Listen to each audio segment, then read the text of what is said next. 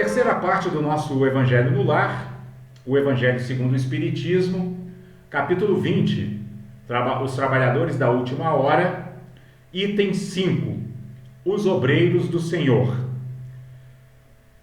Esse item se baseia numa mensagem psicografada em Paris em 1863, de autoria do Espírito de Verdade, onde ele diz: aproxima-se o tempo em que se cumprirão as coisas anunciadas para a transformação da humanidade. Ditosos serão os que houverem trabalhado no campo do Senhor, com desinteresse e sem outro móvel, senão a caridade.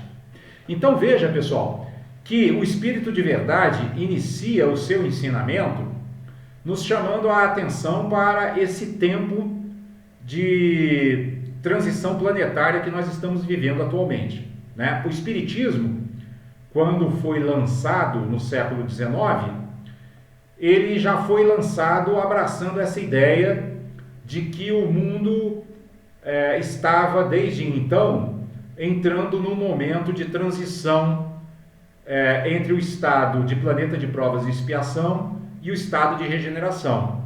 E os ensinamentos espíritas, desde aquela época até hoje,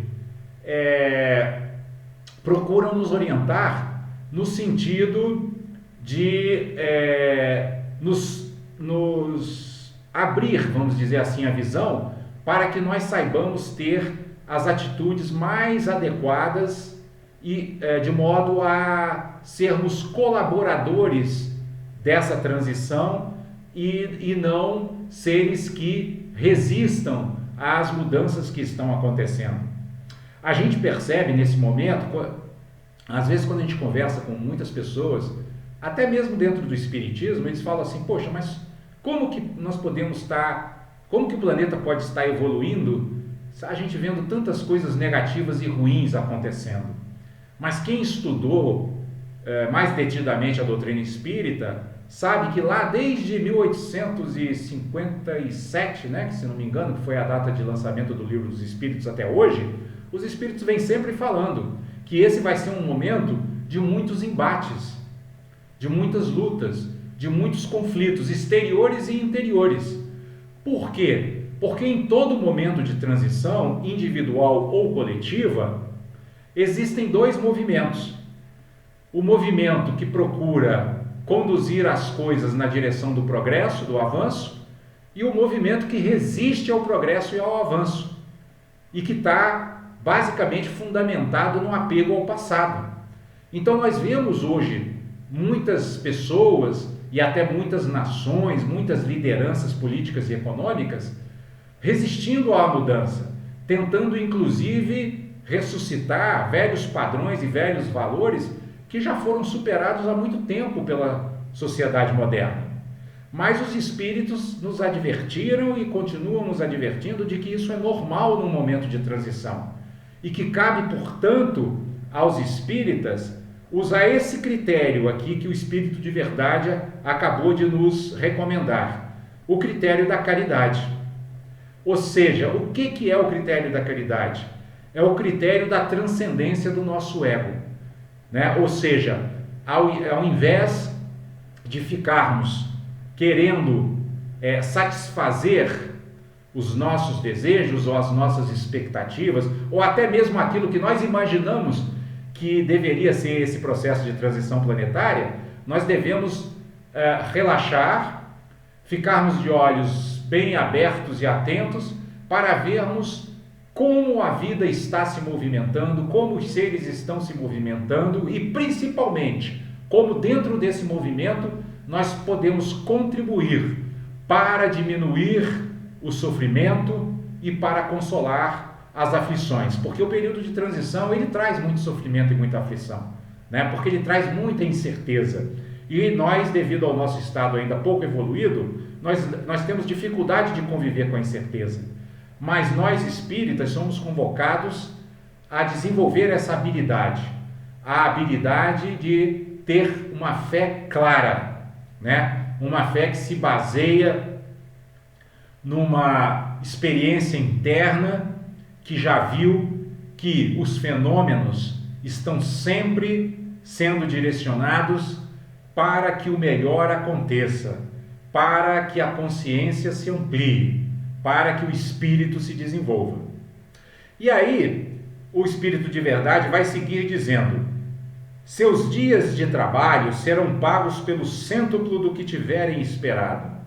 Ditosos os que hajam dito a seus irmãos: trabalhemos juntos e unamos os nossos esforços, a fim de que o Senhor, ao chegar, encontre acabada a obra, porquanto o Senhor lhes dirá: vinde a mim, vós que sois bons servidores, vós que soubestes impor silêncio aos vossos ciúmes e às vossas discórdias, a fim de que daí não viesse dano para a obra. Mas ai daqueles que, por efeito das suas dissensões, houverem retardado a hora da colheita, pois a tempestade virá e eles serão levados no turbilhão. Então veja, pessoal, mais uma vez o Espírito de verdade está nos colocando essa dicotomia, esse dilema que surge em todo período de crise, em todo período de transição, como esse período pelo qual nós estamos passando agora no planeta, né? Qual é essa dicotomia? É justamente essa luta, né, entre o passado que não quer morrer e o futuro que já está começando a desabrochar. Então isso faz com que brotem muitas discussões, muitas dissensões, muitas discórdias, né? A gente está vendo isso diariamente, né, no nosso convívio social mesmo, né? Hoje em dia, por exemplo, a gente vive no mundo, no nosso país e na nossa cidade, por exemplo, um momento de extrema polarização política. Essa é uma das manifestações desse período de transição, né? Essa luta, né, de polos opostos que, por força da ignorância espiritual, não conseguem se harmonizar, não conseguem achar um ponto de equilíbrio, não conseguem se dar as mãos. Mas o Espírito de verdade nos chama a atenção, de nós espíritas, para que dentro dessa circunstância conflituosa a gente saiba agir com sabedoria. Por quê? Porque ele procura chamar a nossa atenção aqui para a lei de causa e de efeito. Por quê? Porque ele diz que aqueles que resistirem ao movimento de renovação do mundo estarão gerando um karma negativo bastante pesado e estarão, portanto, gerando sofrimento para si mesmos. Por outro lado, aqueles que contribuírem para o avanço menos doloroso das coisas, né, para um avanço mais rápido e mais ameno, esses, por outro lado, colherão frutos de paz, de serenidade e de tranquilidade, né?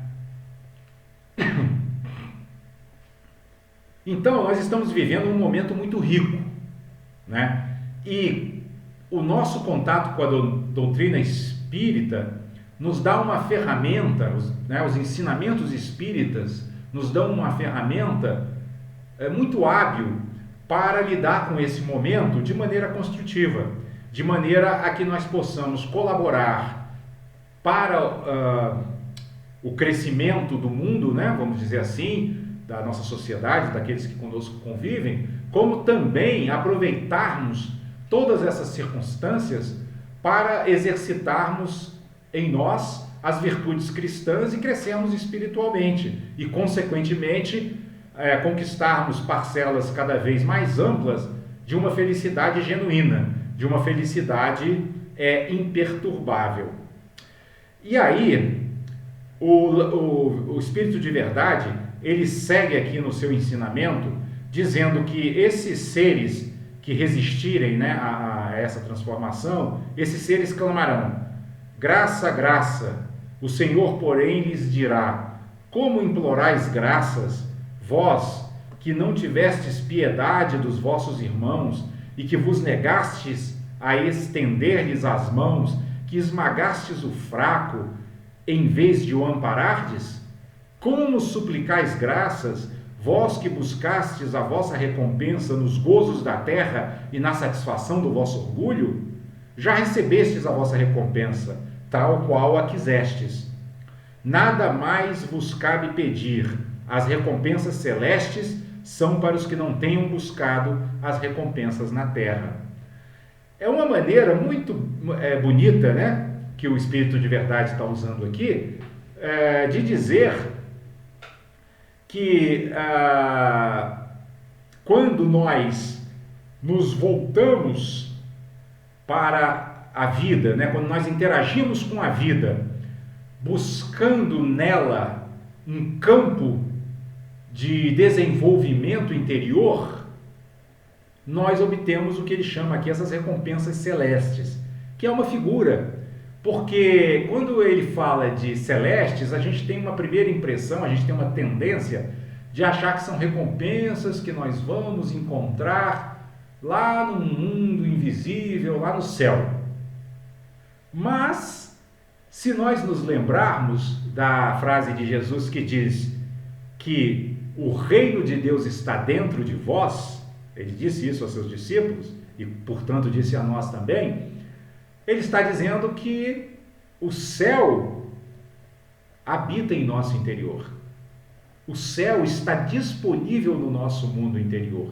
Porque, inclusive, isso lembra a frase também de um pensador egípcio muito antigo, Hermes Trismegisto, que ele dizia assim: assim como é fora, é dentro.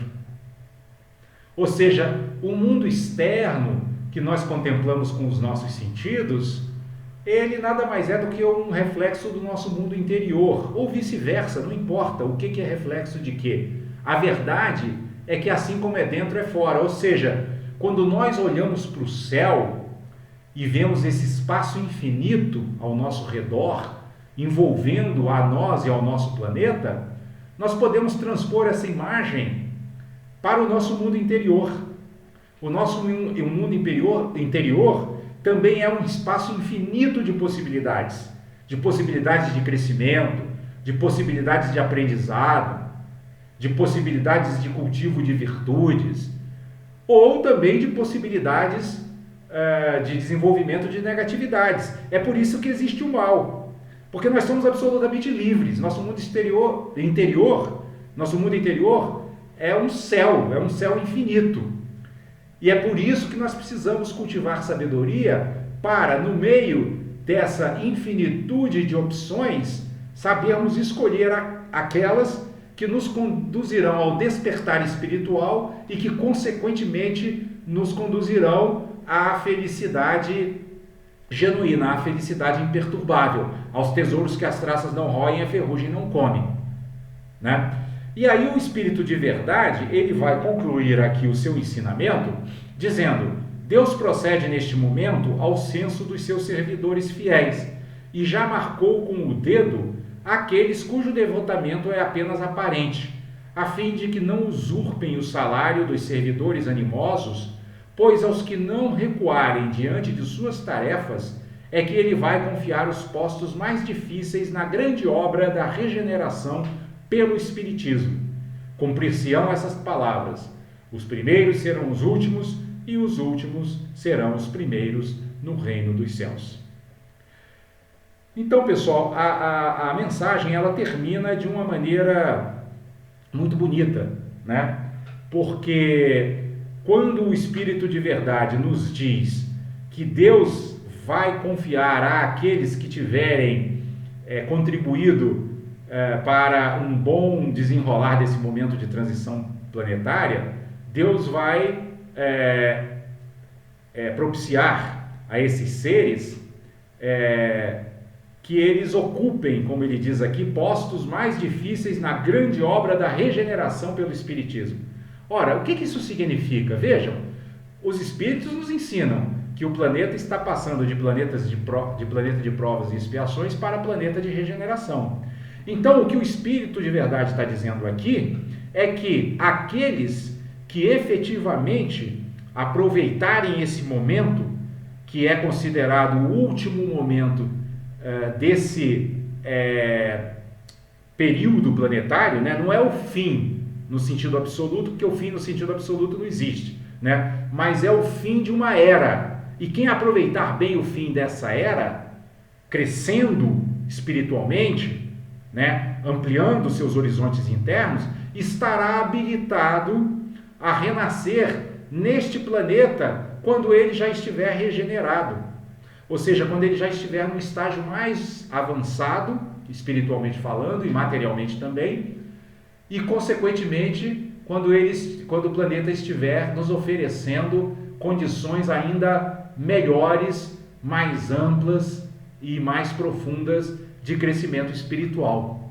Ou seja, isso remete a algo que nós falamos na semana passada, né? Nós seremos herdeiros de nós mesmos, né? Ou seja, se cumprirmos bem a tarefa que fomos chamados, como espíritas que estão vivendo esse momento de transição, nós depois colheremos o fruto das próprias sementes que plantamos, nos habilitando a renascer num planeta purificado, num planeta regenerado, num planeta harmonizado, onde a humanidade conviverá num clima de harmonia, de cooperação, de colaboração e de fraternidade.